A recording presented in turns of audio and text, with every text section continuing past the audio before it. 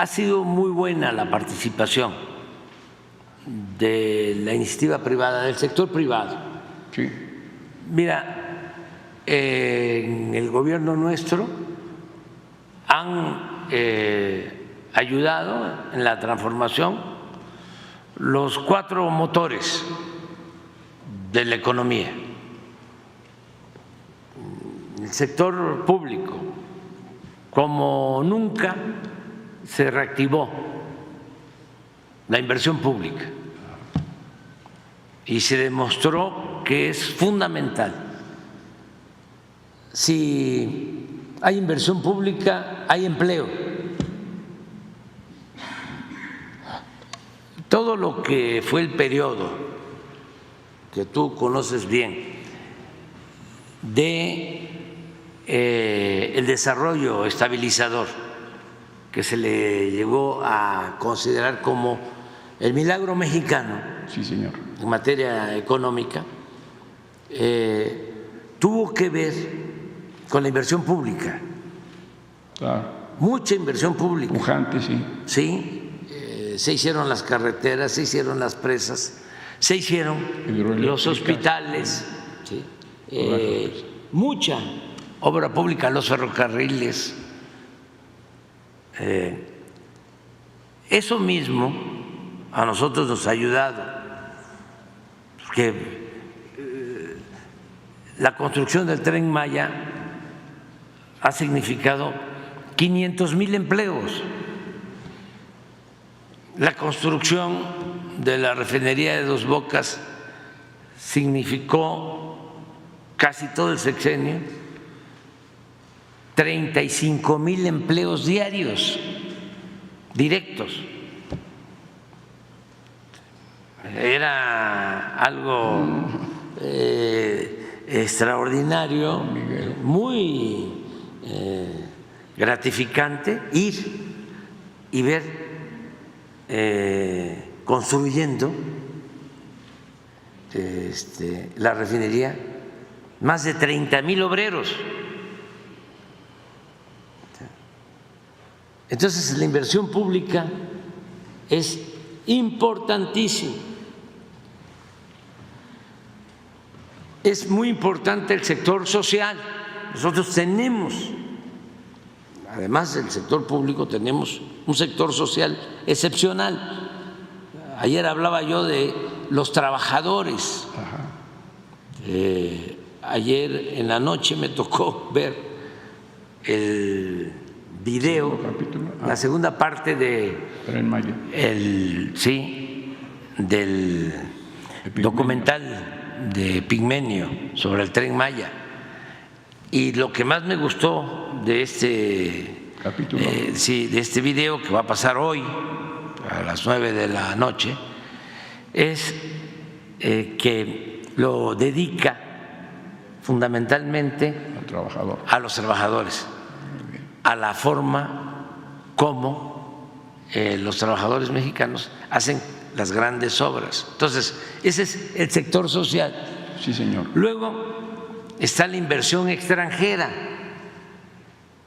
que ese es otro motor, el tercer motor de la economía. Tenemos inversión extranjera récord. El año pasado, 35,000 millones de dólares. Este año, nada más en el primer semestre, que es cuando más se registra inversión extranjera, foránea, son 30,000 millones de dólares. De lo que estamos hablando, de cómo está llegando inversión extranjera a México por el tratado y por la relación económica comercial con Estados Unidos y con Canadá. Y el otro motor importantísimo para lograr el progreso y el desarrollo del país es el sector privado. Entonces, también han invertido mucho los empresarios mexicanos y les ha ido muy bien.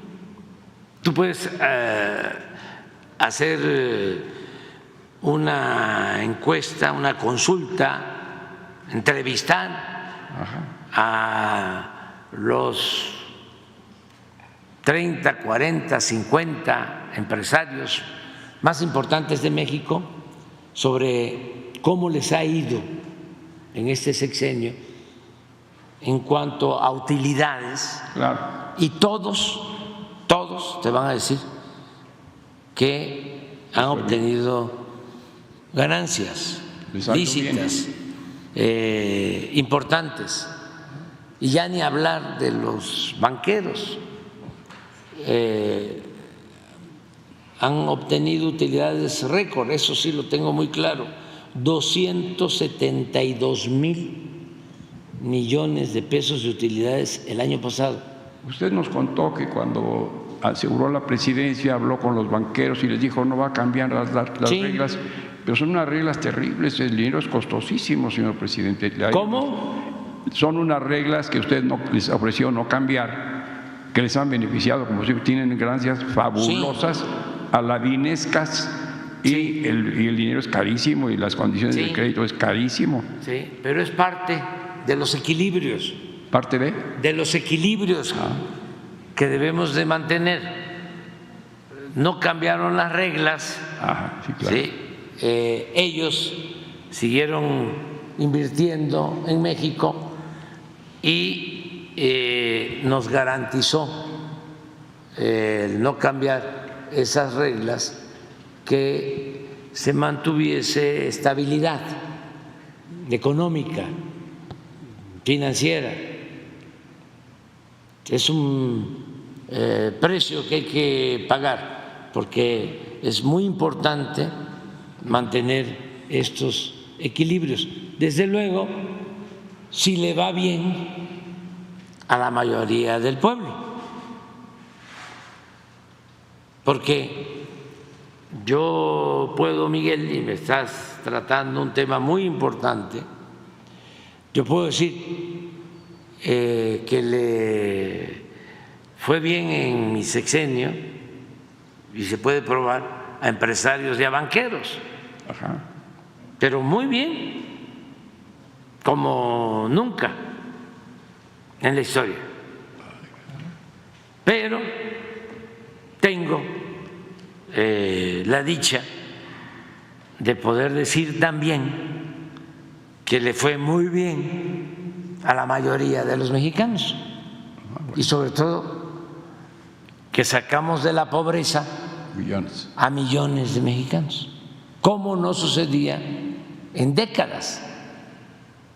Y puedo decir que aún con las utilidades de empresarios y banqueros se redujo en México, porque le fue bien a los trabajadores, le fue bien a los campesinos, a la mayoría de nuestro pueblo, se redujo la desigualdad.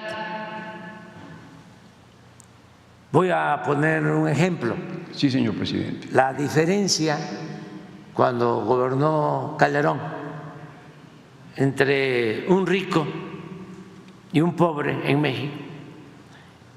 El rico tenía 34 veces más en promedio que el pobre, 34 veces más.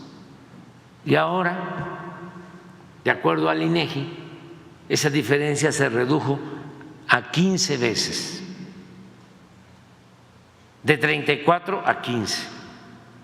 ¿Los pobres son menos pobres? Los pobres son menos pobres. Y eso es mi gran satisfacción. Entonces, siempre menciono el dicho choco jarocho. ¿Cómo es? Campesino, que cuando la milpa se da bien, alcanza hasta para el pájaro. Alcanza. Sí, el modelo nuestro, que no vamos a patentarlo porque creo que va a quedar de manifiesto, que es totalmente distinto al modelo neoliberal, significa apoyar abajo para fortalecer hacia arriba. El mercado interno, que haya ingresos en la mayoría del pueblo Consumo. para que consuman, que no haya crisis de consumo, y esto ayuda al comercio, ayuda a la industria y llega hasta arriba. El modelo neoliberal que impusieron y que siguen aplicando en otros países es ayudar arriba con el sofisma, la mentira de que si le va bien al de arriba, Salpica.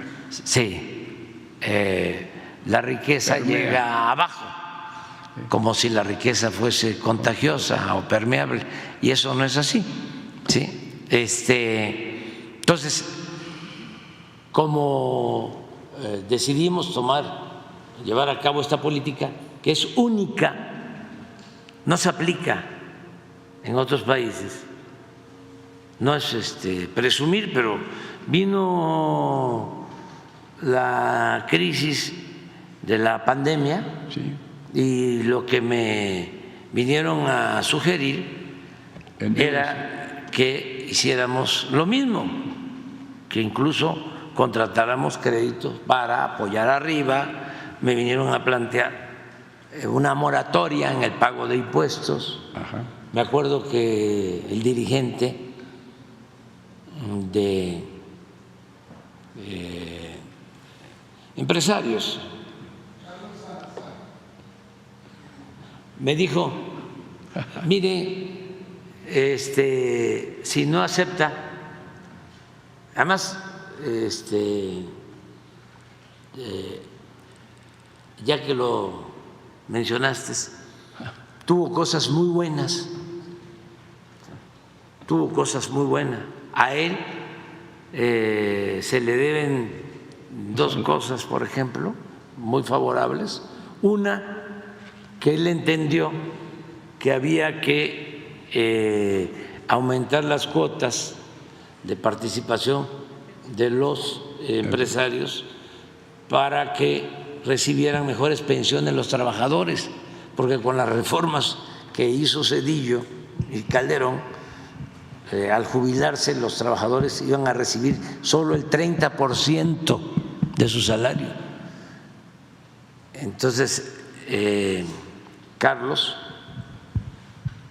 Salazar entendió esto y dijo: nosotros nos comprometemos a incrementar las cuotas, y ahora ya nosotros complementamos este apoyo a pensionados con un fondo para el bienestar, pero ellos ayudaron.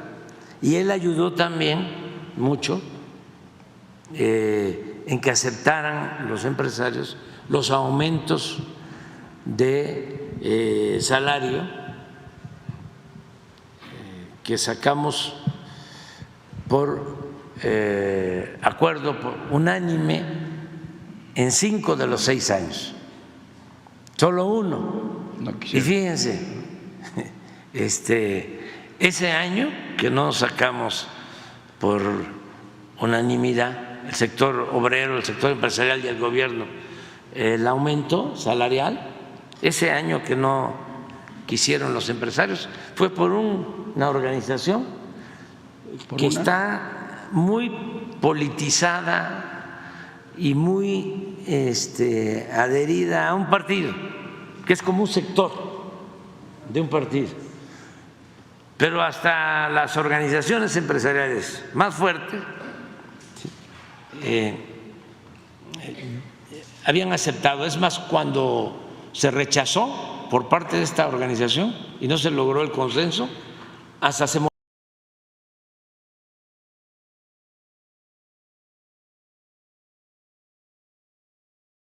fue en la única ocasión que no logramos consenso. Entonces, todo esto se lo debemos a Carlos. Lo de gasoductos también él ayudó en buscar un acuerdo. Ahorramos con una negociación, en vez de cancelar los contratos, 4.500 millones de dólares en la negociación a favor de la Comisión Federal de Electricidad, porque habían entregado en el gobierno anterior contratos verdaderamente leoninos. Bueno, pero en este caso, cuando la pandemia me dice que me plantean una tregua Los impuestos. de los impuestos, y le digo no, porque nos quedamos, como decía don Isaac Saba, el finado Isaac Saba, que lo recuerdo mucho porque tenía sentido del humor y éramos amigos. Y una vez le dije, don Isaac, ¿cómo va a andar con ese carro? Está muy viejo, cómprese otro. No, dice, porque me desacompleto. Y sí tenía, ¿no?, para comprar otro, pero entonces casi le dije eso, no, nos desacompletamos. O sea, ¿cómo? Y me contesta, ¿sí?, es que es mejor la tregua porque de todas maneras No van a pagar. no va a recaudar nada. Y se equivocó. Afortunadamente sí recaudamos y salimos adelante.